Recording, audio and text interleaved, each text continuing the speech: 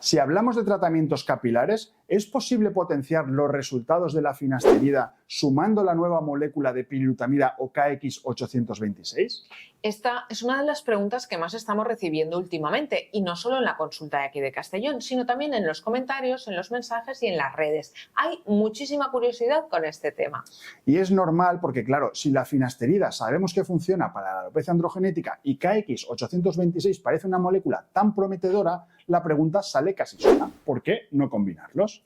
¿Estamos ante la combinación definitiva para la alopecia o es otra moda de internet que suena bien pero todavía está por aterrizar? Pues precisamente de eso vamos a hablar hoy. Vamos a analizar qué dice la ciencia sobre esta idea del famoso bloqueo dual y sobre todo te vamos a dar nuestra opinión honesta como médicos especialistas. ¡Comenzamos!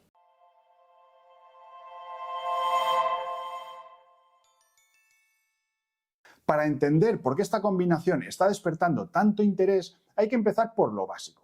La finasterida actúa reduciendo la producción de dihidrotestosterona, la famosa DHT, que es una de las hormonas más implicadas en la alopecia androgenética. Y KX826, también conocido como pirilutamida, actúa de otra forma. No baja la dihidrotestosterona, sino que bloquea el receptor donde se une esta DHT en el cuero cabelludo. Dicho de una forma muy sencilla, una intenta que llegue menos señal hormonal agresiva al folículo y la otra intenta que, aunque esta señal llegue, el folículo la reciba con menos intensidad. Y claro, solo con esta idea ya se entiende por qué la gente está tan pendiente de esta combinación, porque estás atacando al problema por dos lados diferentes. Y en medicina, cuando dos estrategias actúan en puntos diferentes del mismo proceso, la cosa empieza a animarse. Pero aquí tenemos que hacer una pequeña pausa, porque hay un matiz que queremos dejar muy claro. Una cosa es que una combinación tenga lógica en teoría y otra muy diferente es que esté demostrada con estudios clínicos directos en personas. Eso es, y aquí también hay que ser muy honestos. A día de hoy no tenemos estudios que hayan analizado la combinación de KX826 con finasterida. Así que no podemos decir con seguridad qué beneficios supone, en quién funciona mejor o si es verdad que hay mejoría respecto a usar finasterida solo. No lo podemos afirmar porque no sería riguroso decirlo. Lo que sí que tenemos es una base biológica que parece razonable. Tenemos una lógica farmacológica potente y también la experiencia combinando con otros tratamientos para la alopecia como minoxidil con finasteride o dutasteride con PRP. Pero el estudio exacto de finasterida más KX826 frente a finasterida sola no existe. Ese no lo tenemos. La alopecia androgenética no suele ser una caída brusca de pelo. No es que un día tengas una melenaza y al día siguiente estés calvo. Es un proceso progresivo en el que el folículo se va haciendo cada vez más pequeñito y cada ciclo capilar produce un pelo más finito, más corto, más débil y con menos densidad visual. Y llega un momento en que ese folículo no es que esté necesariamente muerto, pero sí que está trabajando por debajo de lo normal. Y el paciente lo que nota no es que tenga más caídas, sino que tiene menos densidad. Se le transparenta la coronilla, se ve más centrada o siente que el pelo ya no le cubre de la misma manera. Y esto, en gran medida, es por la sensibilidad del folículo a los andrógenos como la DHT. La finasterida lleva muchísimos años siendo una de las bases del tratamiento para la alopecia androgenética. Lo que hace es inhibir el enzima 5-alfa reductasa tipo 2 y con esto reducir la conversión de testosterona a dihidrotestosterona. Eso lo que hace es que el entorno hormonal del folículo sea menos agresivo, es decir, estabiliza la situación y puede mejorar la densidad. Pero no siempre hay una recuperación espectacular. Muchas veces frena la situación, pero no mejora tanto como desearíamos en consulta. Y aquí entra el KX826 o pirilutamida, porque supone una vía distinta. Pirilutamida no modifica los niveles de hormonas, sino que actúa en el receptor bloqueando directamente el efecto de los andrógenos en el folículo piloso. Cuando llegan, pone una barrera. Y además con una idea muy interesante, se hace de forma local, sin afectar al resto del organismo, es decir, se pone en el cuero cabelludo pero no pasa a la sangre. Muchos nos preguntáis dónde podéis encontrar pirilutamida con garantías y nosotros colaboramos con Cosiné, que son quienes están liderando este desarrollo. Si quieres probarlo, os dejamos nuestro enlace de afiliados en la descripción y en el primer comentario fijado.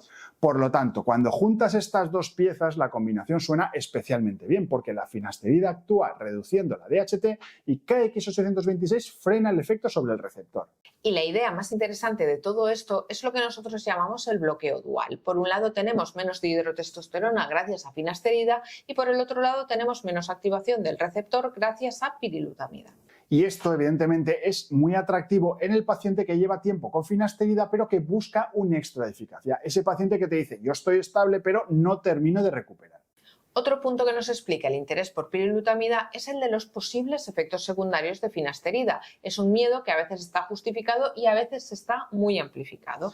Por eso KX826 o pirilutamida resulta tan atractiva, porque es un antiandrógeno tópico que se pone directamente en el cuero cabelludo con acción local pero con escasa o nula exposición sistémica. Y hay algo que comentamos muchas veces en consulta y es que más tratamiento no siempre significa más resultado.